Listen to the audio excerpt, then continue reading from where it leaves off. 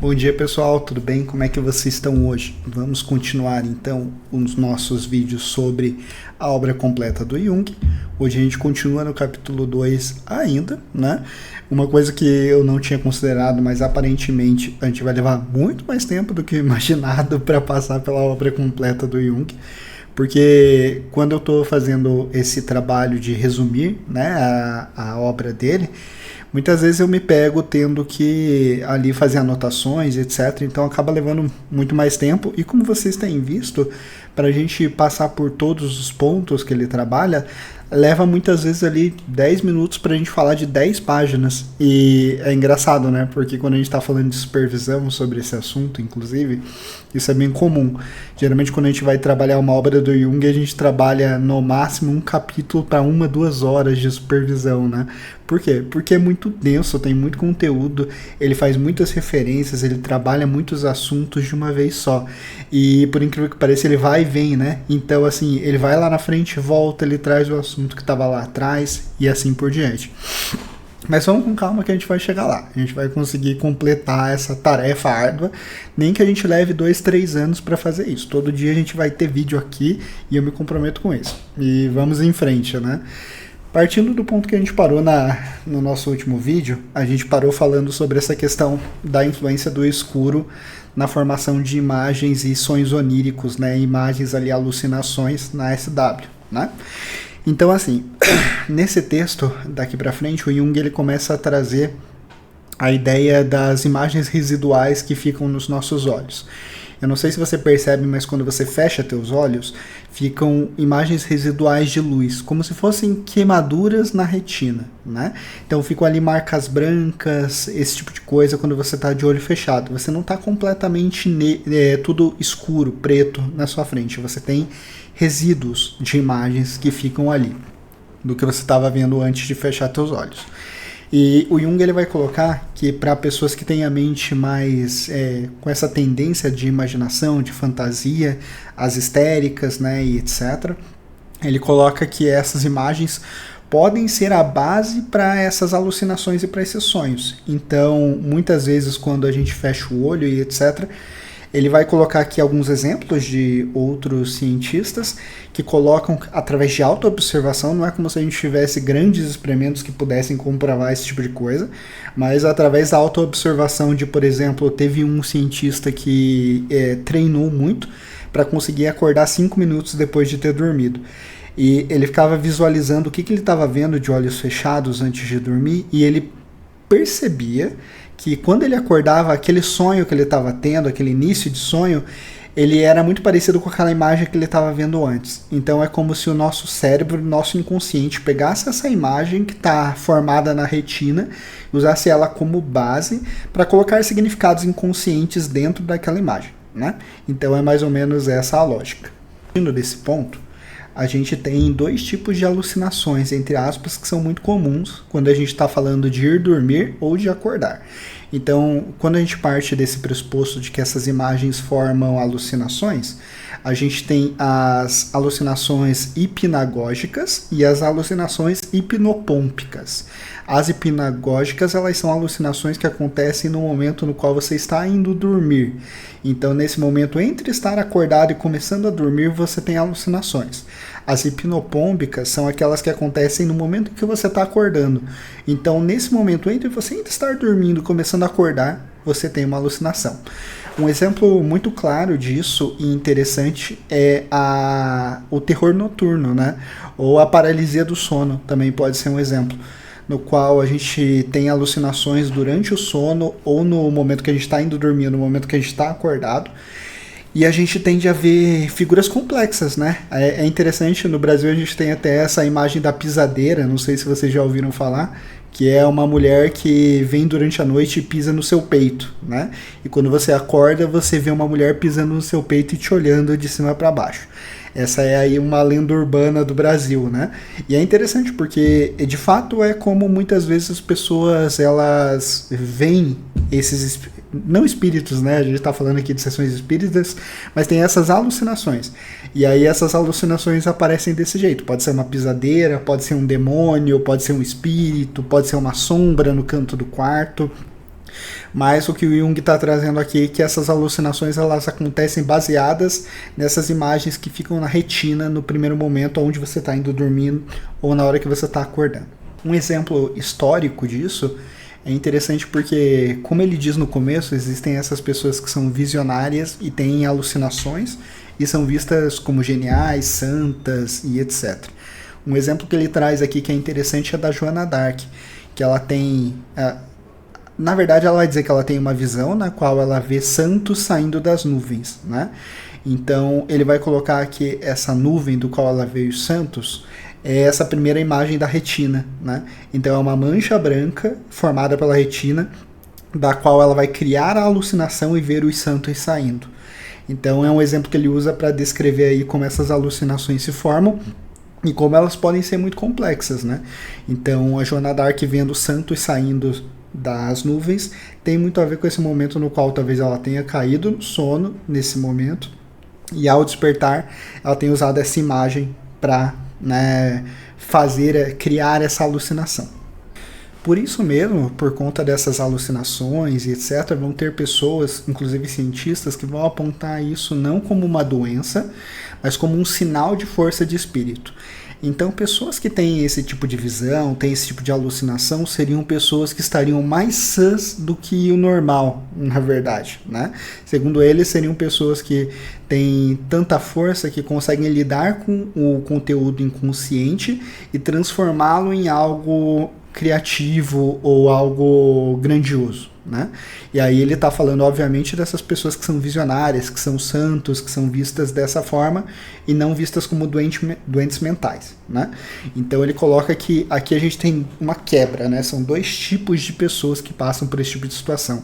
Seriam os histéricos, os doentes, aqueles que não conseguem lidar com a situação e aqueles que têm, teoricamente, tanta força de espírito que conseguem transformar essas alucinações em coisas grandiosas através das quais eles influenciam pessoas e mudam o mundo. A partir daqui, o Jung ele vai começar a falar sobre uma questão do caráter, né? Dessas mudanças de caráter, que era uma coisa que acontecia muito com a SW, né?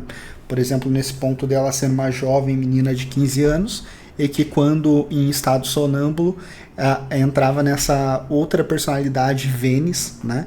E mudava completamente de caráter, né? Ou seja, mudava de personalidade quando a gente fala caráter. Para exemplificar isso, ele vai trazer o exemplo de uma mulher, por exemplo, que em um determinado dia dormiu durante 20 horas seguidas e ao acordar tinha uma personalidade completamente diferente. É interessante porque aparentemente ela era uma pessoa muito depressiva, até retraída, bem acanhada, tinha vergonha de tudo. E após passar por esse sono e voltar com essa outra personalidade, ela voltou sendo uma pessoa com um espírito muito juvenil, muito alegre, muito entusiasmada. Inclusive ele cita que ela passou a fazer passeios pela floresta e etc. a cavalo. E em um determinado dia, fazendo um desses passeios, ela encontrou um urso no meio da floresta. Ela achou que fosse um porco e foi em direção a ele. Ao vê-la, esse urso levantou nas patas traseiras. O cavalo não quis, né, seguir adiante com medo do urso, ele voltou para trás. E ela vendo que o cavalo não ia adiante, ela simplesmente pegou um pedaço de pau e foi para cima do urso, botando ele para correr. E aí o cavalo decidiu andar e ela foi embora. Então veja, de uma pessoa acanhada, envergonhada, que não saía de casa, ela passou por uma pessoa capaz até mesmo de encarar um urso, né, sem medo nenhum. Então ele coloca esse caso como exemplo, mas nesse caso em específico havia uma questão de amnésia. Então assim, logo à frente, alguns dias depois, ela passou novamente por esse sono profundo e voltou a ser quem ela era antes. E nesse voltar a ser, ela esqueceu completamente desse período que ela vivenciou como essa outra pessoa. Esses estados se alternaram nos próximos 20 anos, mas em determinado momento esse estado mais vivaz, mais alegre, etc., tomou conta e ela passou a viver basicamente nesse estado durante os próximos anos. Também que durante esses próximos anos, a personalidade mais vivaz, ela foi se tornando mais, não acanhada, mas ela foi se tornando mais tranquila, mais caseira e etc. Em algum momento se chegou no meio termo, onde ela era algo entre essas duas situações, né? Entre ser uma pessoa extremamente acanhada e uma pessoa que não tem medo de nada e sai pelo mundo e se aventura e etc. É até interessante, né? Porque é como se muitos fatores que estavam na sombra dela tivessem emergido com essa segunda personalidade, dando espaço talvez para uma individuação que não aconteceria necessariamente se não houvesse essa quebra causada pela criação de uma segunda personalidade, né? Quando o Jung está falando desse caso da mulher, né, que tinha amnésia quando trocava de personalidades, ele também vai trazer vários outros casos aí de pessoas que tinham amnésia quando trocavam de personalidade. E por fim, ele traz também um caso que é mais parecido com o da SW, porque no caso da SW não tem a amnésia. Então quando ela entra, né, em um estado sonâmbulo, a consciência egóica dela vai junto. Tanto que quando ela volta desses estados, ela tem a lembrança completa do que aconteceu, né? Podendo contar ali contos, situações, viagens que ela fez, por exemplo, do Japão e etc, né? Então ele vai falar de um rapaz, por exemplo, que ele passou a ter crises de anestesia no corpo. Então ele não sentia mais o corpo dele em determinados momentos, e quando isso acontecia, ele, que era um cara exemplar, que fazia tudo certo, era uma pessoa muito boa e etc., passava a ser muito violento, agressivo, até mesmo falando de matar outras pessoas durante esses ataques. E quando a anestesia do corpo dele passava, ele voltava a ser a mesma pessoa, mas sem a amnésia. Ele lembrava do que tinha acontecido, do que ele tinha falado e do que ele tinha desejado. O Jung coloca que tem essa questão da personalidade da Ivênis, né? Que é essa segunda personalidade que a SW vai criar durante os transes. E é bem interessante porque, como relatado anteriormente, ela em determinado momento conheceu um livro que tinha uma vidente assim, que era um personagem literário, na verdade, e essa vidente passou a ser meio que um modelo para ela, né? É interessante de perceber como essa segunda personalidade, que é a Ivênis, tem muitas características parecidas com essa personagem do livro. Então é como se ela estivesse criando uma segunda personalidade que era baseada nessa personagem do livro. Aqui o Jung vai falar sobre a puberdade da SW, porque ela era uma menina de 15 anos, né? E ele vai dizer que a Ivênis, né, baseada nessa personagem do livro, na verdade era muito mais algo que ela queria ser e não necessariamente uma parte dela que estivesse sendo exposta ao mundo através dessa quebra de consciência, né? Ele vai usar o exemplo de uma outra senhora que tinha uma histeria muito grave, que não conseguia lidar com o mundo. Ela estava de fato ali num momento de doença. E a partir disso ela cria uma segunda personalidade, que é uma personalidade sadia. Ou seja, essa segunda personalidade, na verdade, contém traços e potenciais e coisas que já estavam dentro dela, mas que ela não conseguia exteriorizar por conta da histeria e da doença. Já no caso da SW, é o contrário. A Ivênis não contém coisas que estão na SW, ela contém coisas que ela gostaria que estivessem nela, ou seja, a Ivênis é a imagem da mulher que ela gostaria de se tornar, uma mulher sábia, consciente, séria, altiva e assim por diante. Então ele coloca mais como uma criação essa segunda personalidade, né? Uma coisa que ela vai construindo de certa forma. Ao falar dessa questão da criação da segunda personalidade, o Jung vai falar da autossugestão, e ele vai falar de uma coisa que se chamam vigaristas psicológicos, ou seja, de pessoas que criam delírios muito grandes para si mesmo e atuam a partir desses delírios, né? Então ele vai dar vários exemplos. Ele vai dar exemplo, por exemplo, de uma mulher que criou um noivo falso, que mandava cartas para ela e ela mesma escrevia essas cartas com outra letra e mandava para si mesma, né? Ela vai falar de uma mulher que acreditava que era rainha da Inglaterra. Ele vai falar dessa mulher e vai colocar isso como um exemplo também de algo criado, né? Então, e ele vai trazer que, na verdade, essa criação dessas fantasias e etc. é uma coisa natural para o ser humano e é uma capacidade nossa. Então, por exemplo, quando um ator está atuando e ele entra no personagem, ele sente as emoções daquele personagem, e em certo nível ele está fazendo a mesma coisa. Só que o que muda é o nível de consciência desse ato, né? Então, o quanto que nosso ego está presente na hora de fazer essa criação. Aquilo que traz como patológico, né, uma fantasia patológica, o ego ele está fora, então ele não tem controle da criação dessa fantasia e ele basicamente é dominado por ela.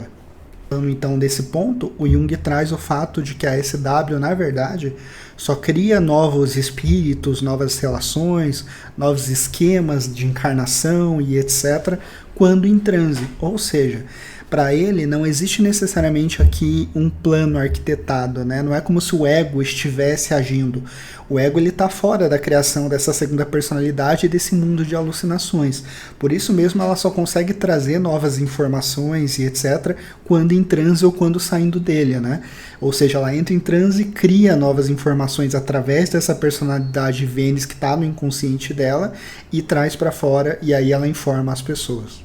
Por fim, o Jung vai tratar dessa questão da puberdade novamente, trazendo o fato de que quando a gente começa a olhar para as histórias e para as questões que ela traz durante as sessões, a gente pode notar que muitas delas têm cunho sexual ou de fertilidade, né?